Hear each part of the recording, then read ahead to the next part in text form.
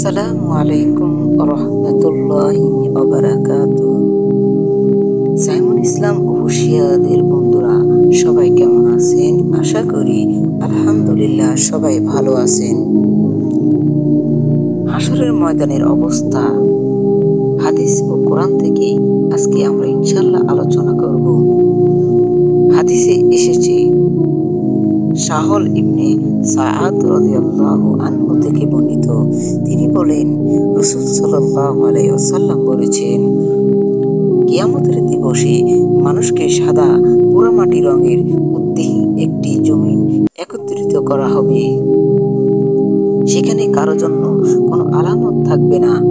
আয়েশা রাদিয়াল্লাহু আনহা থেকে বর্ণিত, তিনি বলেন, আমি রাসূল সাল্লাল্লাহু আলাইহি ওয়াসাল্লামকে বলতে শুনেছি, তিনি বলতেন, কিয়ামতের দিন মানুষকে উলঙ্গ, খালি পায়ে ও খতনাদিবিহীন অবস্থায় একত্রিত করা হবে।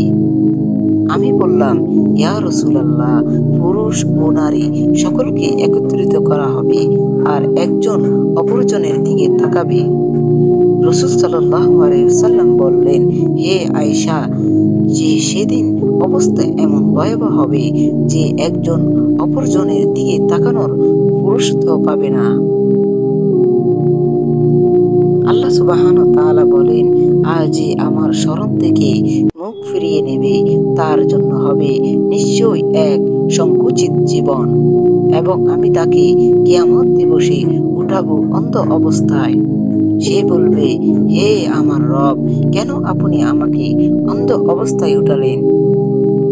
অথচ আমি তো ছিলাম দৃষ্টিশক্তি সম্পন্ন।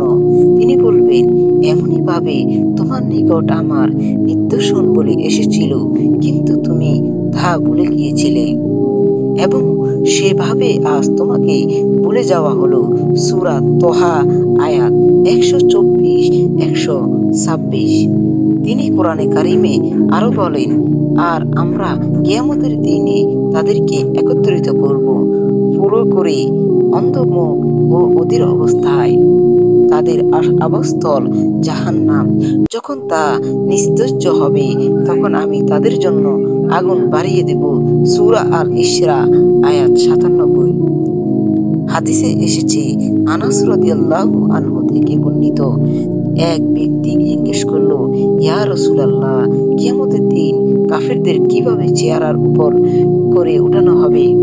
তিনি বললেন, যে মহান সত্তা দুনিয়াতে দু পা দিয়ে চলাচল করিয়েছে, তিনি কি কিয়ামতের দিন মুখমণ্ডল দিয়ে চলাচল করতে পারবে না?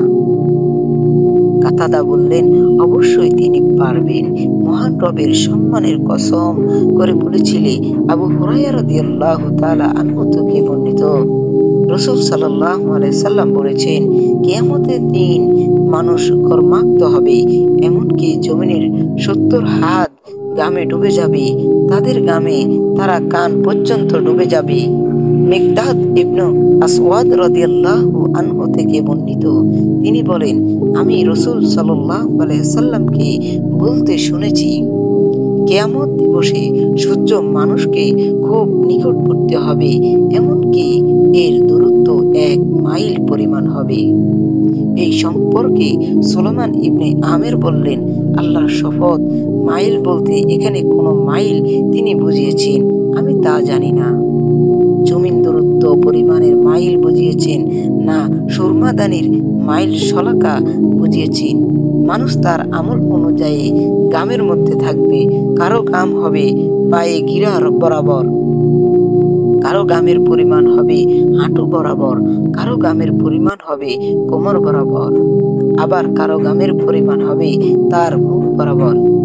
হে আল্লাহর বান্দা, আপনি কি এভাবে চিন্তা করে দেখতে পারেন আমার অবস্থা তখন কেমন হবে? আমি কি সেদিন সৌভাগ্যবান হব না দুর্ভাগ্যবান হব? আমার জীবনের অধিকাংশ কাজ কি সৎ কাজ হয়েছে না পাপাচার বেশি হয়েছে? আমি কি মদ, ব্যভিচার, জুয়া, প্রতারণা, মিথ্যা কথা, দুর্নীতি, আমানতের খেয়ানত, অপরের সম্পদ আত্মসাৎ, অপরের মানহানি, অপরের দোষ চর্চা, অপবাদ, মিথ্যা মামলা, মোকদ্দমা, সুদি কারবার, ঘুষ লেনদেন, খাবারের ভেজাল, ওয়াদা খেলাফি, ঋণ খেলাফি, ইসলামের শত্রুদের সাথে বন্ধুত্ব, ইসলাম অনুসারীদের নিয়ে উপহাস তামাশা ইত্যাদি অনৈতিক কাজগুলো পরিহার করে চলতে পেরেছি না, এগুলো ছিল আমার জীবনের নিত্যদিনের সঙ্গী। কাজে কিয়ামতে এই কঠিন দিনের মুখোমুখি হওয়ার ব্যাপারে আল্লাহকে ভয় করুন। সকল বিষয়ে আল্লাহকে ভয় করে সাবধানতার সাথে পথ চলুন। দুনিয়ার জীবনে একবার ব্যর্থ হলে তা কাটিয়ে ওঠা যায়, কিন্তু কিয়ামতের সময়ে ব্যর্থতার কোনো প্রতিকার নেই। কাজে তখন থেকে নিজের আমলের হিসাব নিজে করতে থাকুন। আল্লাহ তাআলা কোরআন কারিমে বলেন, কখনো নয় যখন পৃথিবীকে চূর্ণ বিচূর্ণ করা হবে পরিপূর্ণভাবে, আর তোমার রব ফেরেশতাগণ উপস্থিত হবে সারিবদ্ধভাবে, আর সেদিন জাহান্নামকে উপস্থিত করা হবে। সেদিন মানুষ স্মরণ করবে, কিন্তু সেই স্মরণ তার কি উপকারে আসবে? সে বলবে, হাই, যদি আমি কিছু আগে পাঠাতাম আমার এই জীবনের জন্য। সূরা আল ফাজর আয়াত 21 ও 24। আবু হুরায়রা রাদিয়াল্লাহু আনহু থেকে বর্ণিত, রাসূল সাল্লাল্লাহু আলাইহি ওয়াসাল্লাম বলেছেন, আল্লাহ তাআলা কিয়ামতের দিন বলবেন, যারা আমার জন্য পরস্পরকে ভালোবেসেছেন তারা আজ কোথায়? আজ আমি তাদেরকে আমার ছায়া দান করব। আজ এমন দিন, আমার ছায়া ব্যতীত আর কোনো ছায়া নেই। আবু হুরায়রা রাদিয়াল্লাহু আনহু থেকে বর্ণিত, রাসূল সাল্লাল্লাহু আলাইহি ওয়াসাল্লাম বলেছেন, কিয়ামতের দিবসে 7 ব্যক্তিকে আল্লাহ তাআলা তার আরশের ছায়াতলে আশ্রয় দিবেন, যেদিন তার ছায়া ব্যতীত ভিন্ন কোনো ছায়া থাকবে না। নেই ফেরাউন বাদশা, এমন যুবক যে তার যৌবন ব্যয় করেছে আল্লাহর ইবাদতে, ওই ব্যক্তি যার হৃদয় সর্বদা সংশ্লিষ্ট থাকে মসজিদের সাথে, এমন 2 ব্যক্তি যারা আল্লাহর জন্য একে অপরকে ভালোবেসেছে এবং বিচ্ছিন্ন হয়েছে তারই জন্য, এমন ব্যক্তি যাকে কোনো সুন্দরী নিতস্থানে এক রমণী আহ্বান করল অশ্লীলতা কর্মের প্রতি, কিন্তু তিনি প্রত্যাখ্যান করে সে বলল, আমি আল্লাহকে ভয় করি। এমন ব্যক্তি যে রূপ গোপনে দান করে, যে তার বাম হাত ডান হাতের দান সম্পর্কে অবগত হয় না। আর এমন ব্যক্তি নির্জনে আল্লাহকে স্মরণ করে এবং তার 2 চোখ বেয়ে বয়ে যায় অশ্রু দ্বারা। আবু ইয়াসার কাআব ইবনে আমর রাদিয়াল্লাহু আনহু থেকে বর্ণিত, রাসূল সাল্লাল্লাহু আলাইহি সাল্লাম বলেছেন, যে কোনো ঋণগ্রস্ত বা অভাবী ব্যক্তিকে সুযোগ দেবে অথবা তাকে ঋণ আদায় থেকে অব্যাহত দিবে, আল্লাহ তাআলা তাকে নিজ ছায়ার আশ্রয় দিবেন।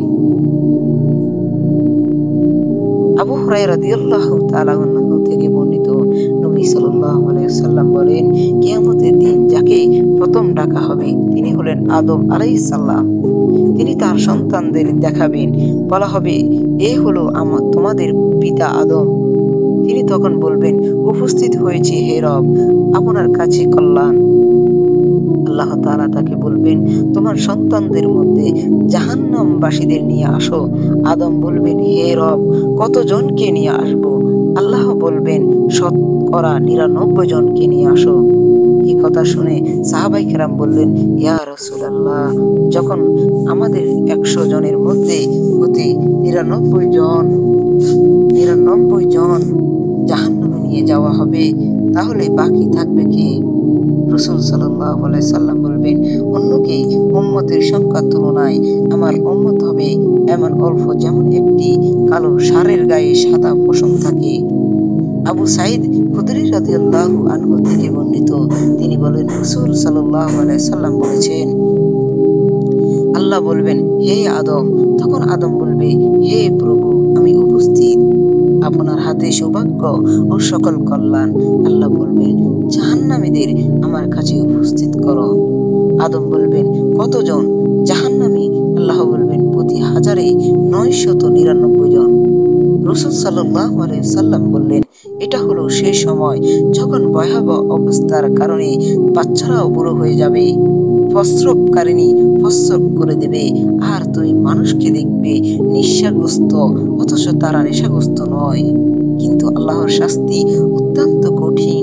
সাহাবাই কেরামের কাছে বিষয়টা কঠিন মনে হলো।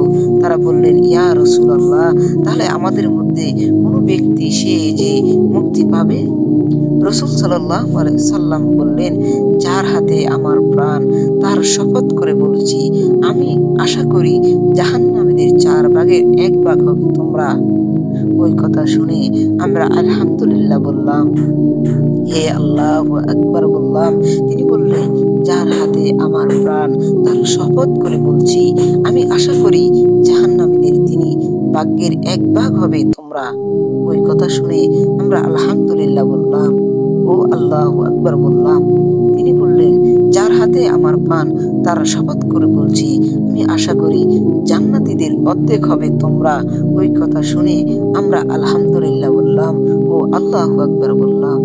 তিনি বললেন, অন্য জাতির তুলনায় তোমাদের সংখ্যা হবে এমন যেন একটি কালো ষাঁড়ের গায়ে কিছু সাদা লোম থাকে, অথবা গাধার পায়ে গোছার সাদা অংশের মতন।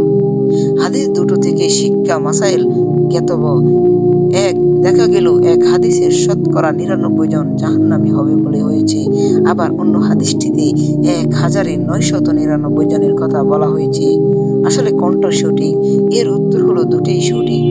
যেখানে 100 জনে 99 জন কথা বলা হয়েছে, সেখানে উম্মতে মুহাম্মাদের উদ্দেশ্য হবে। অর্থাৎ মুহাম্মদ সাল্লাল্লাহু আলাইহি সাল্লাম আগমনের পরে যে সকল মানুষ জন্মগ্রহণ করেছেন, তাদের 100 জনের 100 জন জাহান্নাম থেকে মুক্তি পাবে। আর যেখানে 1999 জনের কথা বলা হয়েছে, সেখানে পৃথিবী শুরু থেকে শেষ পর্যন্ত যত মানুষ জন্ম নিয়েছে, তাদের 1001 জন মুক্তি পাবে। 2, রাসূল সাল্লাল্লাহু আলাইহি ওয়াসাল্লাম জাহান্নাতীদের 4 ভাগ 1 ভাগ 3 ভাগের 1 ভাগ সর্বশেষ অর্ধেক হবে তার অনুসারীদের মধ্যে থেকে যে কথা বলেছে, সেটা হলো তার আশা আকাঙ্ক্ষা, আর আল্লাহ রব্বুল আলামিন তার এই আশা পূরণ করবে বলে হাদিসে এসেছে। 3 উম্মতের মুহাম্মাদের ফজিলত শ্রেষ্ঠ প্রমাণিত হলো এই হাদিস দিয়ে। মোট জনসংখ্যা অনুপাতিক হারে তারা জান্নাতবাসীদের মধ্যে সংখ্যায় অনেক বেশি হবে। 4, যখন জাহান্নামী আর জান্নাতীদের বাছাই করা হবে, তখনকার অবস্থা ভয়াবহতার একটি চিত্র হাদিসে তুলে ধরা হয়েছে।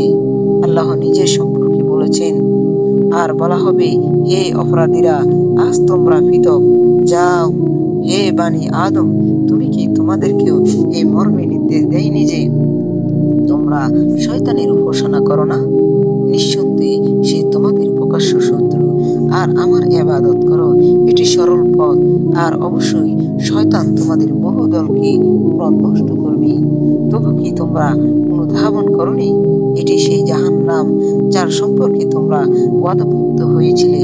তোমরা সেই কুফরি করতে, সেই কারণে আজ তোমরা এতে প্রবেশ করো। সূরা ইয়াসিন আয়াত 59 ও 64। আল্লাহ তাআলা বলেন, আর আল্লাহ যাদেরকে তার অনুগ্রহ থেকে যা দান করেছে তা নিয়ে যারা কৃপণতা করে, তারা যেন ধারণা না করে যে তা তাদের জন্য কল্যাণকর, বরং তা তাদের জন্য কল্যাণকর যা নিয়ে তারা কৃপণতা করেছিল। কিয়ামতের দিবসে তা নিয়ে তাদের বেরি পড়ানো হবে, আর আসমান ও জমিনের উত্তরাধিকারী আল্লাহর জন্য। আর তোমরা যা আমল করো সে ব্যাপারে আল্লাহ মন্তব্য জ্ঞান। সূরা আল ইমরান আয়াত 180। এবং যারা সোনা রূপা টাকা পয়সা পুঞ্জি করে রাখে, আর তারা আল্লাহর রাস্তায় খরচ করে না, তুমি তাদের বেদনাদায়ক আযাবের সুসংবাদ দাও। যেদিন জাহান্নামের আগুন তা গরম করা হবে, অতঃপর তা দ্বারা তাদেরকে কপালে, পার্শ্বে এবং পিঠে সেক দেওয়া হবে। আর বলা হবে, এটা তাই যা তোমরা নিজেদের জন্য জমা করে রেখেছিলে, সুতরাং তোমরা যা জমা করেছিলে তার স্বাদ উপভোগ করো। সূরা তাওবা আয়াত 34 ও 35।